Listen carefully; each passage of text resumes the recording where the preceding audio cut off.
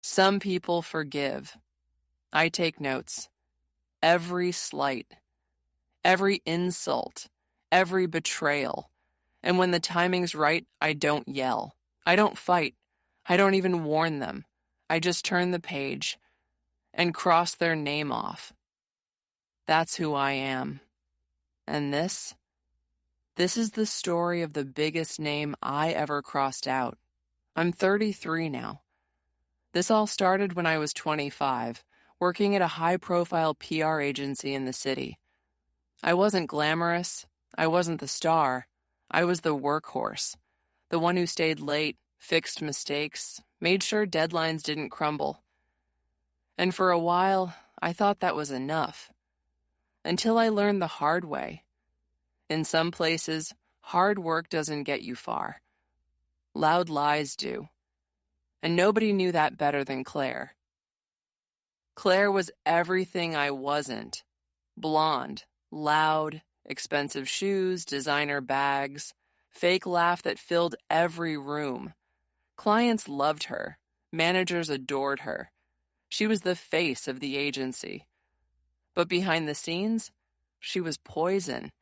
She dumped work on everyone else, then took the credit.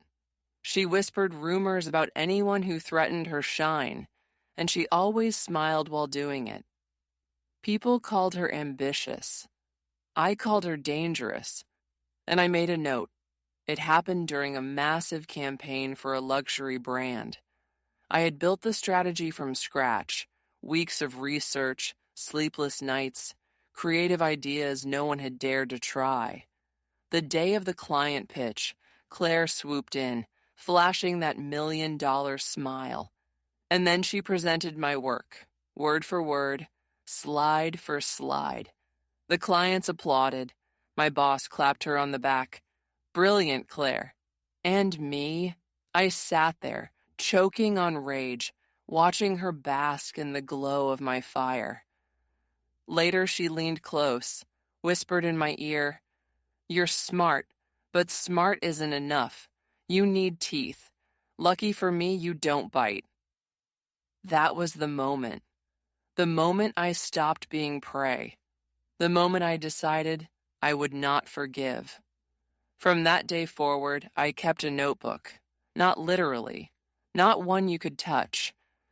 But in my mind, every page had a name. And Claire's was at the top. I tracked her.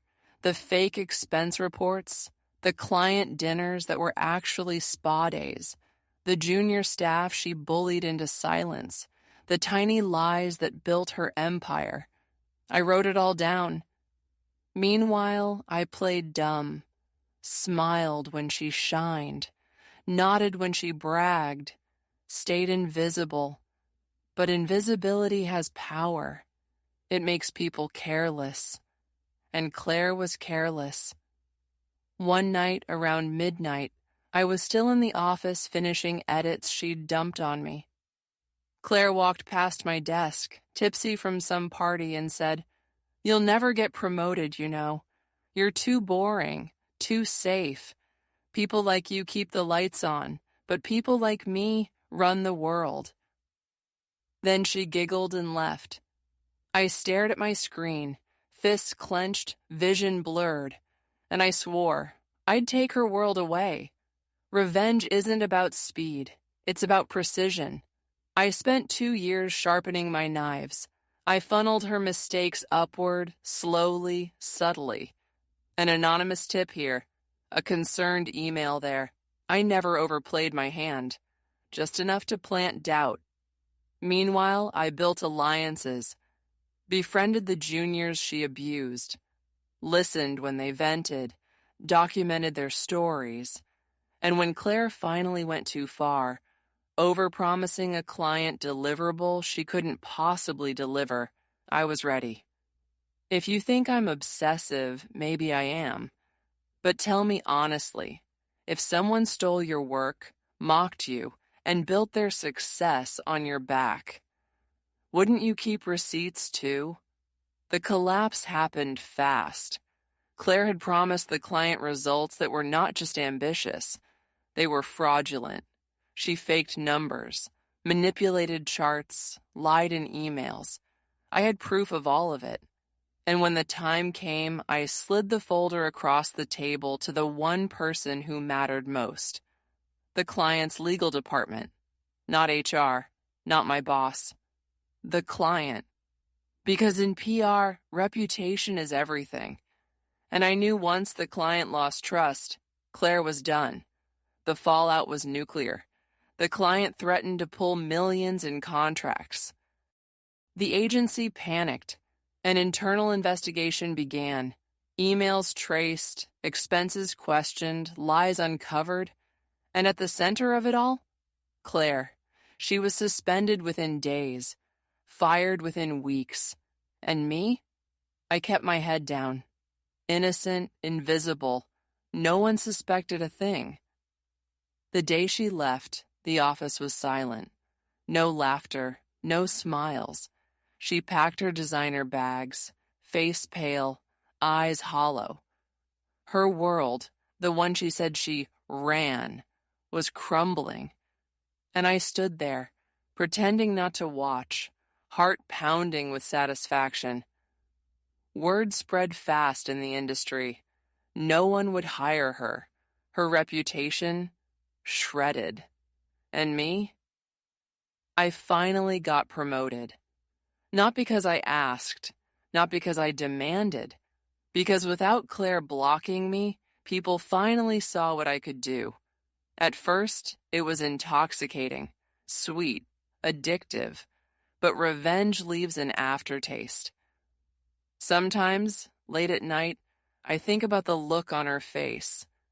That hollow, broken look. The same look I once had when she stole from me. And I wonder, did I become her? Did I destroy someone to feel powerful? But then I remember her words. You'll never run the world. And I smile, because I don't want to run the world. I just want to make sure people like Claire don't. Still with me? Good. Because here's the truth. I don't know if I'm proud of what I did. I just know I'd do it again. Wouldn't you? It's been years. Claire disappeared. Last I heard, she moved cities, started over somewhere small. But me? I never stopped taking notes.